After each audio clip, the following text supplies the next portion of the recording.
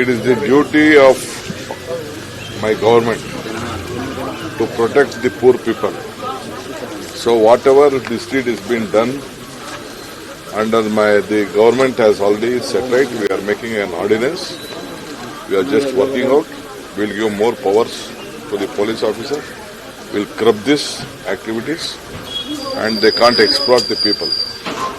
So they are taking law into their own hands, which is false. So we are taking action on it. So the union minister ಈಗ ನೋಡಿಯಪ್ಪ, ನಮ್ಮ ಸರ್ಕಾರ ಯಾರು ಅನೇಕ FIRಗಳಾಗಿದೆ.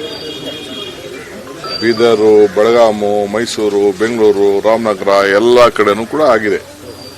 ಎಲ್ಲದಕ್ಕೂ ಕೂಡ ಪರಿಶೀಲನೆ ಮಾಡಲಿಕ್ಕೆ ಈಗಾಗಲೇ ನಮ್ಮ ಮುಖ್ಯಮಂತ್ರಿಗಳು ಆದೇಶ ನೀಡಿದ್ದಾರೆ. ಕೋಆಪರೇಷನ್ ಮಿನಿಸ್ಟರ್ ಕೂಡ ಅವ್ರಿಗೆ ಅವ್ರ ಇಲಾಖೆಗೆ ಸಂಬಂಧಪಟ್ಟಂತೆ ಏನಿದೆ ಅದಕ್ಕೂ ಕೂಡ ಮಾಡಿದೆ. ಈಗ ಆದೇಶ, ಈಗ ಆರ್ಡಿನೆನ್ಸ್ ರೆಡಿಯಾಗಿದೆ. ಈಗ ಕೂಡಲೇ ಚೀಫ್ ಮಿನಿಸ್ಟರ್ ಕೂಡ ಸದ್ಯದಲ್ಲೇ ಇವತ್ತು ನಾಳೆಲೆ ಗವರ್ನರ್ಗೆ ಹೋಗ್ತಾ ಇದೆ. ನಮ್ಮ ಬಡವ್ರನ್ನ ರಕ್ಷಣೆ ಮಾಡಬೇಕು, ಹಾಗಂತ ಅವ್ರಿಗೆಲ್ಲ ಎಕ್ಸ್ಪ್ಲಾಟ್ ಮಾಡ್ಲಿಕ್ಕೆ ಸಾಧ್ಯ ಇಲ್ಲ.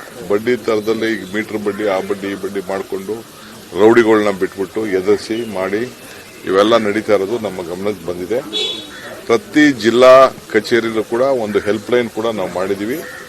ನಾನು ಎಲ್ಲ ಕಾರ್ಯಕರ್ತರಿಗೆ, ಎಲ್ಲ ಪಾರ್ಟಿ ಕಾರ್ಯಕರ್ತರಿಗೆ ನಾನು ರಿಕ್ವೆಸ್ಟ್ ಮಾಡ್ಕೊಳ್ಳಿ, ಹರಾಸ್ಮೆಂಟ್ ಇದೆ, ದಯವಿಟ್ಟು ನಮ್ಮ ಜಿಲ್ಲಾಧಿಕಾರಿಗಳ ಹೆಲ್ಪ್ ಲೈನ್ಗೆ ತಿಳಿಸಿ.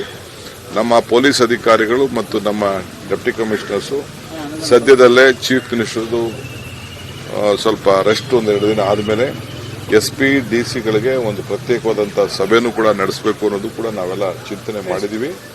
ಇದಕ್ಕೇನು ಬೇಕೋ ನಾವು ರಕ್ಷಣೆಯನ್ನು ನಾವು ಮಾಡ್ತೀವಿ. ಆರ್ಡಿನೆನ್ಸ್ ಆದಷ್ಟು ಜಲ್ದಿ ಹೋಗ್ತದೆ. ಕ್ಯಾಬಿನೆಟ್ ಅಲ್ಲಿ ಮೊನ್ನೆ ಎಲ್ಲ ತೀರ್ಮಾನ ಮಾಡಿದೀವಿ.